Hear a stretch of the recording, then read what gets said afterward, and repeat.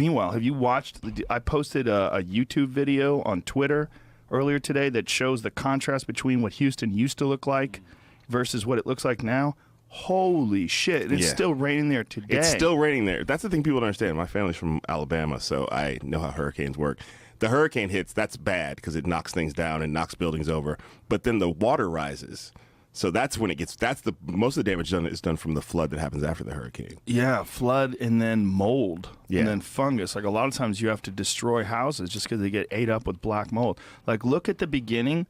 If you go bring it to the beginning, Jamie, and it'll show what Houston used to look like. Like, look at this. You can see the river, and now look at this, and then it keeps going. This is fucking insane.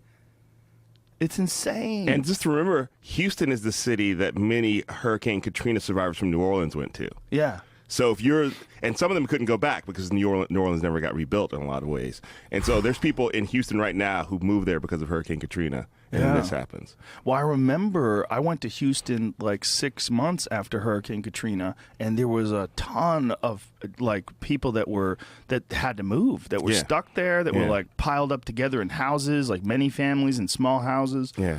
Did you hear the Joel Osteen thing? Yeah, that fucking fraud. How dare you, Joel?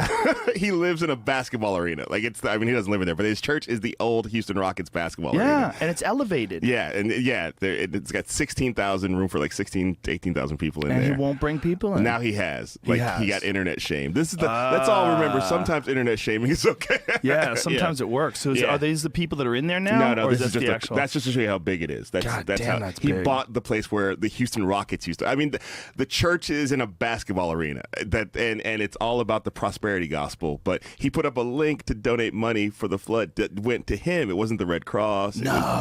He was like, after he got internet shame the first time, he put up a link, donate money for the flood relief here, and it was just a link on his website. It was just to donate to his church. Oh, he's so sketchy. Yeah, they're all so sketchy, man. Yeah. When you're making billions of, I don't know how much he's making, but you're making that much money for the Lord, and how also much tax free.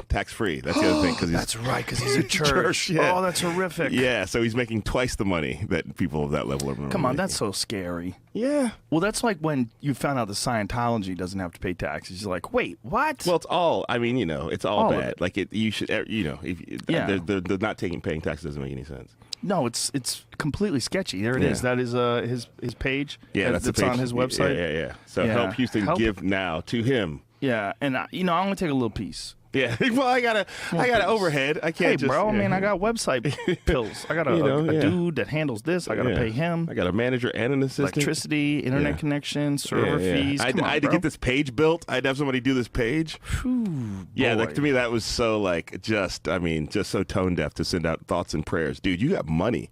You got a fuckload of money, and it all comes from preaching the word. So he first sent out that link, and then people said no, and then he said it, and now the doors are open, and now they're taking pay. Yeah, Lakewood's doors are open. We are receiving anyone who needs shelter. And let's be clear, there was apparently somebody tweeted out that there was like all the mosques in Houston had opened their doors already, and we're talking America.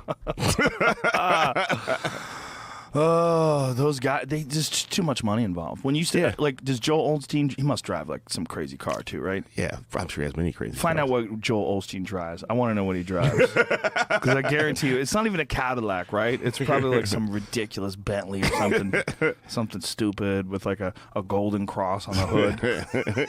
Well, that's the prosperity gospel. If the preacher's rich, then we're all rich.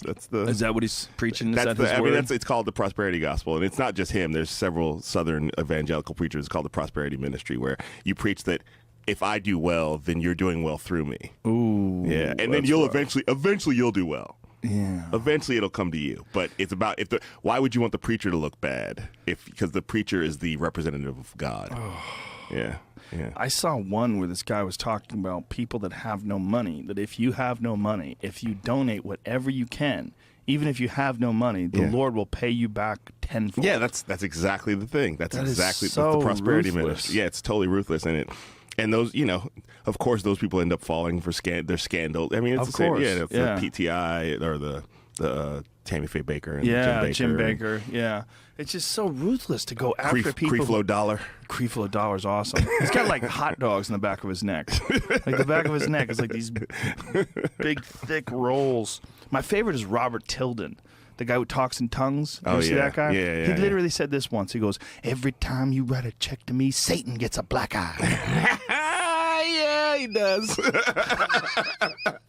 Did you find a car for Joel Osteen? He must have some I found a bomber vehicles. It's not. I'm trying to find a better like official, but like these Ferraris are coming up. Oh, there you go. It's not officially his. It doesn't like he's not in it.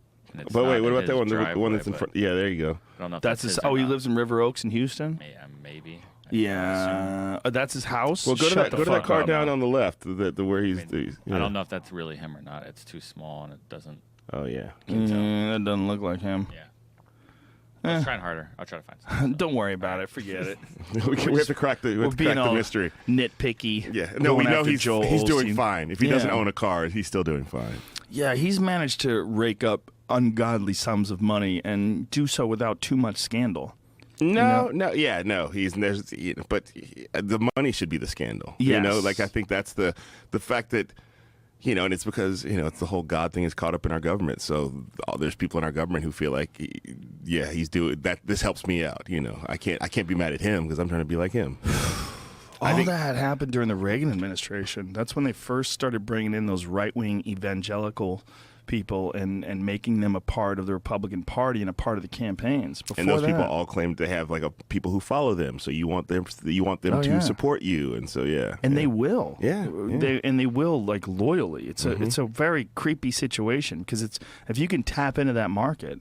I mean, they even I love that. If you can tap into that market. That's what it is. No, it is a market. It is a market. It really clearly is. I mean, it's nothing more than that. Because if they had real integrity, they would leave it out. Yeah. And they wouldn't go after those people and try to use those people to win. Oh, no, these people are doing God's work. Let's just help them and prop them up and leave them alone. No. Yeah. They're a pawn. They're a pawn in this whole little silly game. Yeah.